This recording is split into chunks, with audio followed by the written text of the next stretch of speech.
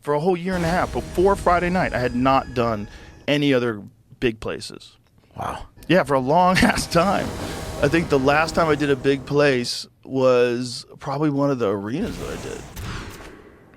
And then I went to the club, and then I stayed in the club for like a year and a half. So next special, you have to be, like, what, blackout drunk or what? Just to mix it up? No, I think I'll do a live one again. Yeah. It was fun. It was fucking terrifying, but fun. Like, in the moment, it wasn't terrifying at all. Yeah. I was just in the moment, and all I was doing was just concentrating on staying in the moment and enjoying myself and having a good time. And doing it the best I can do it, and being, you know, real. I was so prepared because I knew like what my transitions were going to be. I'd done that set in that order for like 3 weeks. Yeah, I was like, I was ready. Yeah, we're going to live stream these Phil theater shows. I think just taking a page out of the Kill Tony book. It's like, yeah, why not? If people, you know, because there's only a handful of theaters we're doing, but it's like there's people.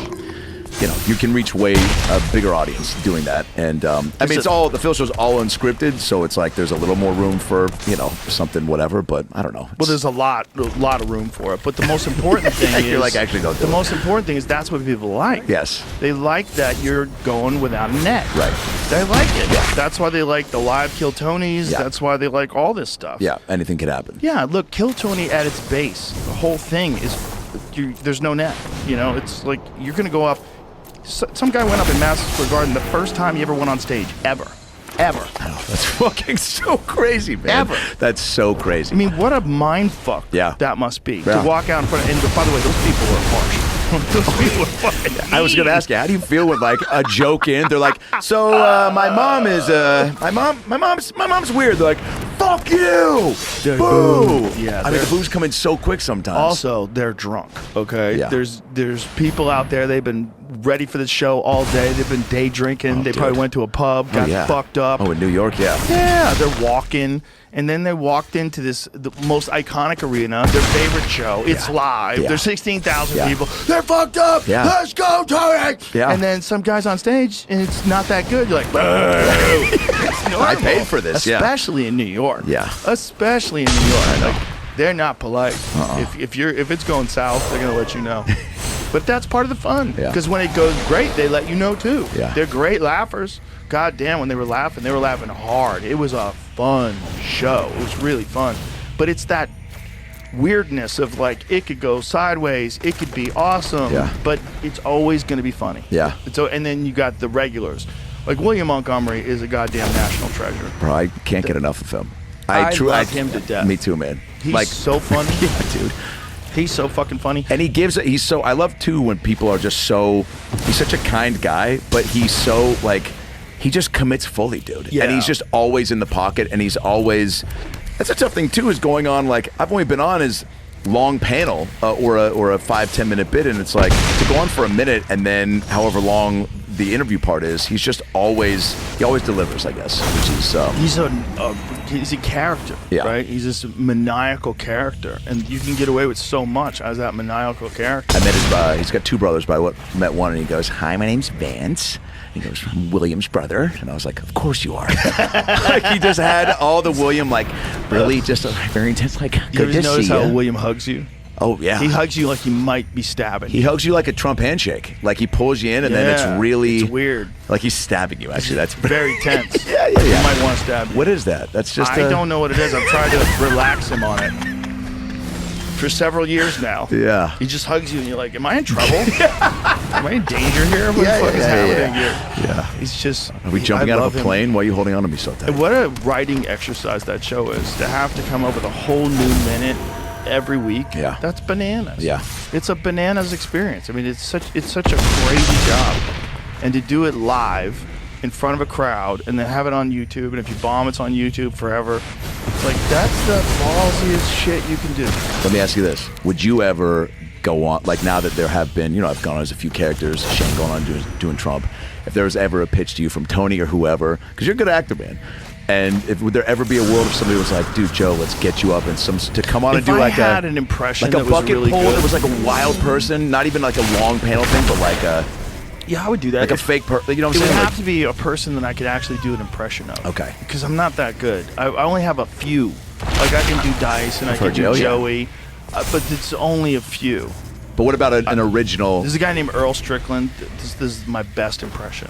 My best impression is a professional pool player. Let's go. For real. His voice or just the way he is? No, there's a video of me doing an impression of him. I sound exactly like him. Awesome. And I say the crazy. He's a genius. Genius pool. One of the greatest pool players of all time. But like all people that are incredible at what they do, they're nuts. Yeah. Almost all people that are really, really good at things are out of their fucking mind. Oh, yeah. And he's out of his fucking mind. And he's famous for things like he puts like ankle weights on his wrists when he plays. He tapes up his fingertips and puts like shooting goggles on. Meanwhile, he's like one of the greatest pool players that's ever lived. Wow. So he has all these like gadgets and shit he does. But I do this impression of him. Play it for me because you got to hear him talk. California, Mr. Earl Strickland, ladies and gentlemen. That's my buddy Justin. Earl, how are you doing tonight? Pool is a beautiful game played by ugly people. Okay, first of all, how are you going to play pool if you're not properly equipped? Where's your beekeeper's outfit? You don't have no ass weights. I don't see you in waders. What are you doing? You have goggles on? No, then get the fuck off the table. So this is wow, now, dude. We got to listen to the Doesn't guy. even sound like you. Listen to the guy. That's like if that guy was famous, yeah, I could do like a whole tour as him. Oh my God, that's your next chapter. Dude. I could do a tour of pool halls. Oh my God, meet and greets with that. But that's the only one I could do that good. Well, here's the thing. Even that voice, I'm like, dude, that's a Kill Tony guy. You see that guy coming on? Right. This is him. Just the best player in the world. Bro, you nailed it. I know how to do his voice. Oh, Joe. Pool's a beautiful game. It's played by a bunch of ugly people. The stash, bro. Yeah. He's a wizard. Now, is he so famous that like a biopic is in the works if something happened? They could do a biopic of right. Earl Strickland, and I could play Earl Strickland. I Holy can't play as shit. good as Earl Strickland, and not built like Earl Strickland, but I could definitely do an Earl Strickland version. Oh my God. He'd be so mad at me. Wait, so you met him, yeah? Yeah, I met him. He was happy when I met him. I ran into him, and he was like, "Why are you picking on me?" And I go, "Dude, I'm a giant fan. It's the only way I could do an impression of you that good. Because I'm a huge fan." And we became friends, like friendly. That's but awesome. then I tried to get him on the podcast, and he doesn't want to come on. He's mad at me for something. Doing his voice? He like did a keep fucking saying these he did a videos. podcast saying that he like turned me down. That he didn't want to do another podcast. I'm like, okay. Oh, God. Okay, I'm only a fan. Yeah. I'm only telling. I only joke it around because I think you're awesome. Is pool your, oh man, how do I ask this question? Not vice. Number one hobby. Number one, like if you had the ideal day, like a joint, a show, you know, and maybe post show for however long and you're hanging. Obviously, I know you like your dinners and whatnot, but like, is pool your true, like you're in your happy place then? Well, it's just to me, it's like a game that's also a mind cleanser. So there's certain things. And the social aspect of it, right? Yeah. Social aspect. Well, if you're hanging around a pool hall, for sure. Yeah.